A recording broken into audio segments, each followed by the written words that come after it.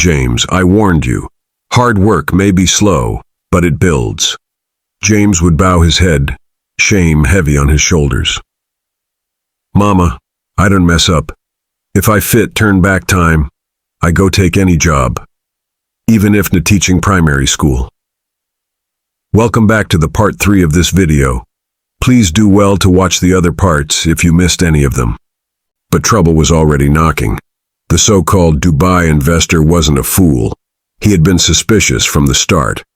Unknown to James, the man had friends in the EFCC and Interpol. By the time James sent the final invoice, $2 million up front, the trap had already been set. Yet James was blind. On the day of the transaction, he dressed like a movie star. White agbada, gold wristwatch, perfume strong enough to choke mosquitoes in the whole estate. When he walked into the bogus office, his staff clapped. "Chairman, today na history." James smirked. "History? I beg, write my name in Guinness Book of Enjoyment." He sat at the head of the table, logged into his laptop, and watched the numbers appear. Fake confirmations flashed across the screen. James raised his hands and shouted, "It done happen. $2 million. Who they breathe?" His boys cheered, spraying money right there in the office. They ordered suya, shawarma, and champagne. James danced on the table singing, "Problem no day finish, make we day chop life." But while James was busy celebrating, the EFCC was busy tracking. His IP address, his fake companies, even the directors he hired, all under watch. The first sign came that evening. As James drove his Benz down Lecky Road, a police van stopped him. The officer peered into the tinted window and asked, "Oga, where you they go this night?" James smirked, handing him a crisp 10K note. "Officer, I'd go enjoy my life." The officer nodded, pocketed the cash, and waved him off. But James didn't know. The police already had his number. 2 nights later, while James partied in the club with bottles stacked like skyscrapers, Tunde rushed in, face pale. "James, problem day." James laughed, pouring liquor on the floor. "If problem day, make 'em buy table." "I'm serious," Tunde hissed. "EFCC is watching us. They know about the Dubai deal. My guy, this one no be play." James waved him off. "Relax, nothing day happen. EFCC no fit touch me. I day untouchable." But Tunde's words stuck. For the first time in months, James felt a small shiver of fear. The real blow came a week later. James woke up to his phone buzzing nonstop. Twitter, Instagram, WhatsApp, all filled with one headline. EFCC uncovers $2 million scam syndicate. He scrolled further and almost dropped his phone. There it was. His picture, taken from one of his viral videos, captioned, "Chairman of Soft Life, under investigation." His mansion suddenly felt smaller. His chest tightened. For the first time, the champagne on his table tasted bitter. Still, James forced a laugh. A beg na fake news. EFCC liked to chase cloud. But deep down, he knew. The net was closing. The morning started like every other in James's palace of enjoyment. His cook had just served steaming jollof with turkey wings, and his driver was washing the Benz in the compound, whistling happily. James, wrapped in a silk robe, sat by the pool scrolling through Instagram. His last post, "Soft life or nothing, no stress for boss men," had crossed 50K likes. The comments were filled with envy and admiration. "Namibi landlord of enjoyment," James said, raising a glass of fresh juice. "Nothing go ever touch me." But even kings fall. By noon, the street outside his mansion was unusually quiet. Normally, boys from the neighborhood hung around to gawk at his cars. Today, silence. No shouts of, "Chairman, cut something for us." Just birds chirping.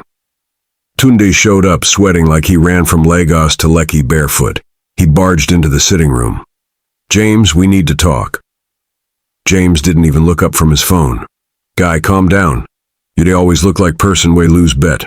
"Lose bet? My guy EFCC, they come for you." James chuckled, sipping his juice. EFCC?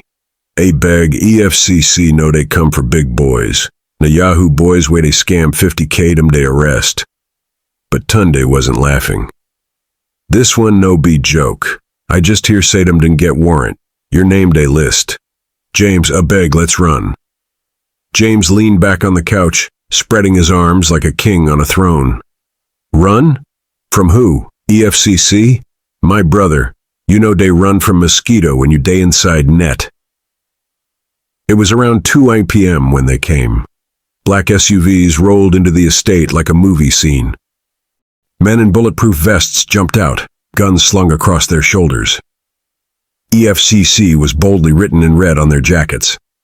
Neighbors peeped from windows, whispering, "Ah, James Don enter Wahala." Inside, James was still in denial. The first knock was thunderous. Bang, bang, bang. "Open this door, EFCC." Tunde froze. James's heart skipped, but he forced a laugh. "Na prank, maybe na my boys they play." Another bang. The mansion shook. "James Okafor, open this door now." At that moment, James's cook ran into the sitting room, eyes wide. "Oga, na real EFCCO. I dey go hide inside kitchen." James stood there, robe slipping off his shoulders, sweat rolling down his face. "Chai, so na true." Before he could think, the door burst open. EFCC officers stormed in, shouting, "Freeze! Nobody move!" James raised his hands like a choir boy. "Officer, a beg make we talk like men. How much una want make we settle this matter?" One officer scoffed. "Settle? You think this is Bar Beach negotiation?" "Oga, you're under arrest for internet fraud, money laundering, and conspiracy." The humiliation was total. They marched him out barefoot, his robe flapping like a defeated king's cloak. His neighbors were already gathered outside, recording with their phones. "Nah him," one woman shouted. "Nah, this boy way they shout money in the water every time. Water done carry am finally." Another added, "We talk tire, he no here. Enjoyment don't end." James tried to smile, but his lips trembled. "People way no even get DSTV, they use me record. God, why me?" The officers pushed him into the SUV, his Benz, Rolex, even his mansion keys, all seized on the spot. By the time they drove out, James wasn't the chairman of Soft Life anymore. He was just another suspect in handcuffs. The drive to EFCC headquarters felt like forever. James stared out the tinted window, replaying his past months. The parties, the women, the laughter.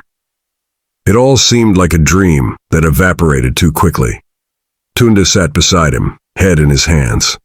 "James, I tell you, we for stop when we dey make small money. But no, you want scam big man," James hissed. "You know warn me well. If to say you kneel down beg me, maybe I for listen. So na me you want blame now." Even the EFCC officer in front chuckled.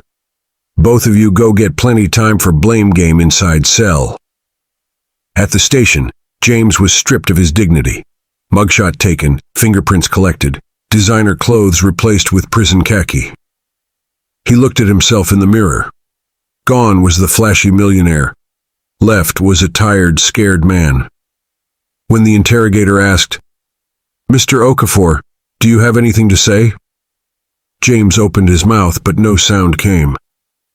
For the first time in years, James had no smart reply, no swagger, no joke, just silence. That night in his holding cell, James lay on the hard floor.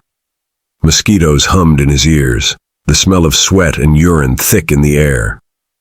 He whispered to himself, "Money no water, but see as water done carry me go gutter."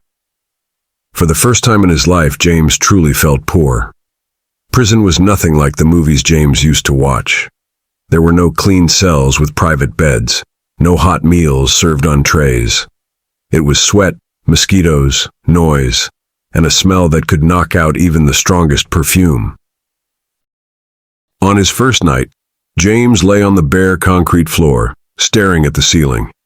His cellmate, a huge man nicknamed Okan the Crusher, leaned over and asked, You be that Yahoo boy way EFCC catch? James swallowed hard. People they talk plenty things. No believe everything way you hear. Okan laughed, his voice like thunder. No worry, small boy. For here, na EFCC no matter. Weddin matter be say you fit wash my uniform every morning. James wanted to argue, but one look at Okan's biceps silenced him.